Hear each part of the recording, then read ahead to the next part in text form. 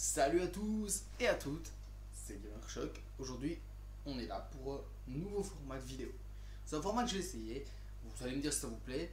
Je vais vous parler de personnages que j'apprécie et de pourquoi ils sont si bien, comment je pourrais expliquer ça.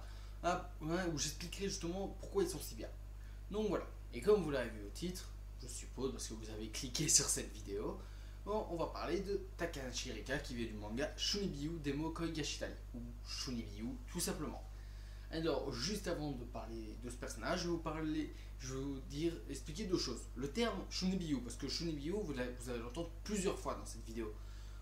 Le terme Shunibiyu est utilisé en gros pour dire une personne qui s'imagine avoir des pouvoirs. Une personne normale, en gros, qui croit qu'il a des pouvoirs. Par exemple, là, dans ce cas-ci, où je parlais de Takahashi Rika, eh ben, elle est une Shunibiyu, donc elle va croire alors qu'elle a des pouvoirs. Donc je vais vous parler du Jao Shingan qui est son pouvoir. Et je vais vous parler de Yuta. Vous avez entendu Yuta beaucoup de fois aussi dans cette vidéo.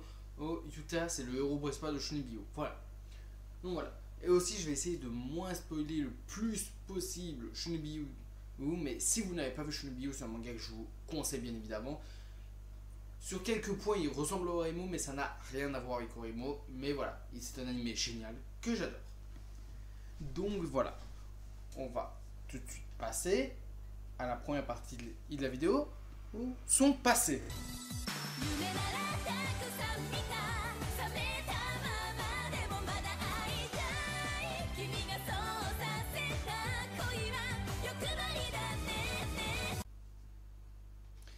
Nous allons commencer par la première partie et son histoire. Rika a perdu son père très jeune, à l'âge de 5 ans. N'ayant pas été au courant que son père était malade, cela l'a profondément marqué et l'a rendue très triste parce qu'elle n'était pas prête à ce que cela arrive. Un peu plus tard, lors de l'enterrement, déjà ça vous donne le ton, mais un peu plus tard, lors de l'enterrement de son père, elle s'enfuit de l'enterrement et vit ce qu'elle appelle les frontières invisibles. Et elle croit avoir vu son père à ce moment-là. Un peu plus tard, à l'âge de 8 ans, je ne sais plus quel âge c'était exactement, à un certain âge, elle a vu Yuta, qui est le héros principal de l'œuvre. Il l'a vu en Shunibiyu, quand il était encore Shunibiyu. Et elle a été fascinée, donc elle devint une Shunibiyu grâce à ça. Ce qui est intéressant dans la mort de son père, c'est que ça a permis tout un arc de la saison 1 de se développer. Parce que dans la saison 1, c'est un des thèmes principaux qui permet aux deux personnages de se rapprocher. Donc cet événement est très important dans l'histoire. Et pour ce personnage, parce que ce personnage, qui est Rika, ça l'a profondément marqué et ça lui a donné. Et elle n'a pas eu quelque chose grâce à ça, elle n'a pas eu l'amour d'un père. Donc voilà pour ce qui est de son passé. On va tout de suite passer à la suite. そして私の勇気になる一つの言葉で君の世界を変えられたら二つの恋が進化する本当だよ。 Alors maintenant, comme vous l'avez vu, on va parler de maintenant de ce que c'est dans des événements de l'animé, bien sûr. Donc on constatera très vite que c'est une fille et qui peut être comme nous, comme n'importe qui. Parce que après que Yuta, personnage principal de l'œuvre, ça fait déjà 2 fois que je vous le dis, je vais vous le dire sûrement 1 milliard de fois, je m'en excuse.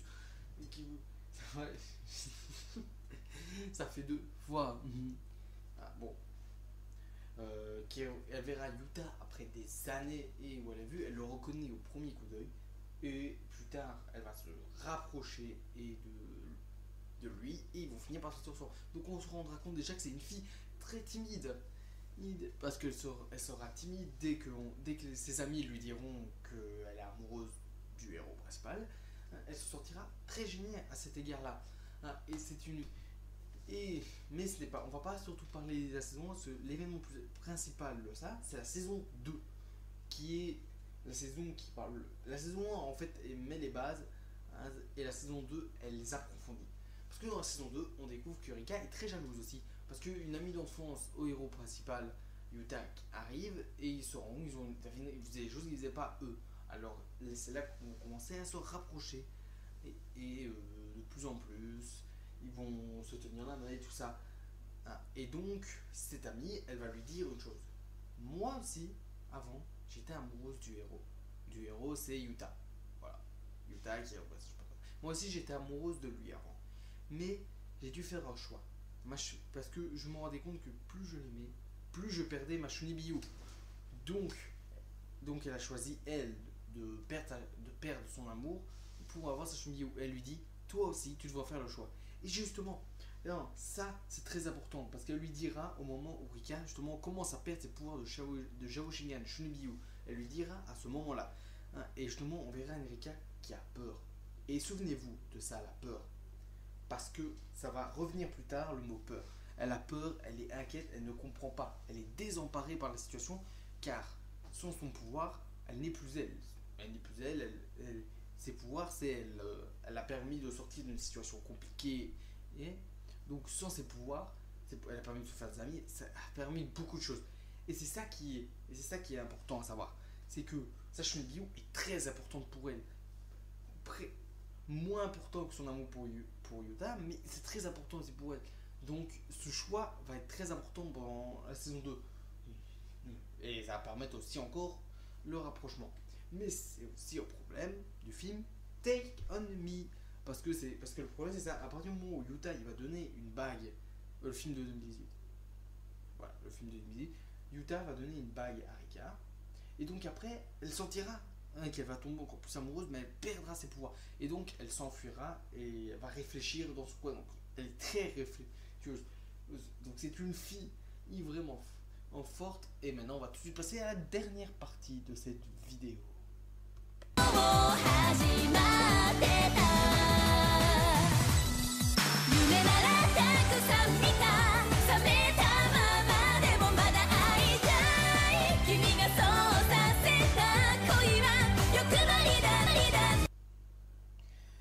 Pourquoi elle est si bien? Parce que là, je vais résumer tout ce que j'ai dit, en gros. Et là, on va revenir au film Take On Me. Petite parenthèse, parce que je vais lever ma main. Et quand ma main ne sera plus levée, le spoil sera fini. Donc 3, 2, 1. À la fin de ce film, Yuta et Rika s'embrassent. Preuve que sa Shunibiyu ne restera pas. Voilà. Alors, ce que je viens de dire, c'est en gros une chose, mais c'est une preuve que ça peut pas durer. En gros, son amour ne peut pas durer. Pas son amour, sa Shunibiyu ne peut pas rester. Et ça, on l'apprend dans ce film. Parce qu'elle le dit elle-même, elle a peur. Elle n'a pas peur de perdre sa Shunibiyu. Elle a peur de perdre Yuta. Elle le dit elle-même. Yuta a aimé la Rika Shunibiyu. Qu'est-ce qui va se passer si moi, hein, je deviens normal? J'ai peur de le perdre. Et en gros, voilà ce qui fait le personnage. Tous ceux qui disent oui, mais le personnage n'est pas bien développé, vous n'avez pas compris le personnage. Justement, le personnage est bien développé et on voit les forces de la saison 1 à la saison 2. Parce que dans la saison 2, elle n'a pas peur de perdre ses pouvoirs. Comparé à ce que tout le monde pense, elle a peur de perdre le héros. Elle a peur de perdre Yuta. Laissez-moi approfondir. Yuta est un peu l'amour qu'elle n'a jamais eu. Très jeune, vu qu'elle a perdu son père, il lui a manqué un amour. L'amour d'un père. Sauf que là, avec Yuta, elle connaît à nouveau le bonheur d'avoir quelqu'un qui l'aime, qui la protège, qui la suit. Et là, elle reconnaît un amour qu'elle a perdu. Et donc, voilà pourquoi c'est important pour elle. Voilà pourquoi cette relation est importante. Parce que si Rika perd Yuta, elle perd ce qu'elle a déjà perdu. Et donc, voilà pourquoi elle n'a pas peur de perdre sa Shunibiyu. Elle a peur de le perdre lui. Parce que c'est un amour qu'elle a perdu. C'est une fille qui n'a pas eu ça. Hein. Et sinon, c'est une fille normale comme nous tous. Elle est gênée dans des situations, elle est jalouse dans d'autres situations. C'est une fille super bien, super mignonne et qui a vraiment un gros problème, qui a vécu une situation vraiment très compliquée. Ce qui fait que le personnage est super intéressant et sans elle, le manga serait nul. Cet animé serait nul et elle permet vraiment au manga de se situer. Et dans ce film, justement, c'est dit clairement, elle sait qu'elle va perdre sa Shunibiyu. Elle le sait, elle n'a pas envie quand même. Ça ne veut pas dire ce que je dis, ne dites pas ce que je n'ai pas dit. Elle n'a pas envie de perdre sa Shunibiyu, mais elle n'aura pas le choix. Parce qu'elle préfère rester avec Yuta. Et Yuta a bien confirmé que ça ne change rien, qu'il l'aimera toujours. Et donc, voilà. Et donc voilà, je vous laisserai avec une petite scène que j'adore du film qui signe la fin de Shungi, avec une scène magnifique. Et donc, voilà. J'ai fini de parler de Takana Shiraka. Si vous voulez d'autres vidéos de ce genre, n'hésitez pas à me le dire en commentaire. Je peux aussi parler de coupes d'animé, je peux très bien le faire aussi. Et franchement, si vous aimez ce genre de vidéo, bombardez la barre de pouce bleu. Franchement, parce que je vais super bien travailler sur cette vidéo, je vais travailler un truc de fou. Vous verrez normalement des petites scènes, je sais pas s'ils seront à gauche ou à droite, mais vous verrez des petites scènes. Je placerai des petites scènes, il y aura du montage. Franchement, j'espère que vous allez aimer cette vidéo. Et si vous voulez d'autres vidéos de ce genre, dites-le moi. Il y a une autre grosse vidéo préparée qui va être préparée. C'est les trois. Je veux un petit teasing. C'est les 3 épisodes que j'ai. 3 épisodes, on va dire, miracles d'animé. C'est 3 épisodes qui seront géniaux scénaristiquement ou l'animation. Voilà. C'était le petit teasing. J'espère que cette vidéo vous aura plu. Likez la vidéo. Ciao tout le monde. いきなり何をする。嫌だったか。やぶさかではない。ただいきなりすぎてよくわからなかった。もう一度きちんと契約を交わすべき。マジか。じゃあやっ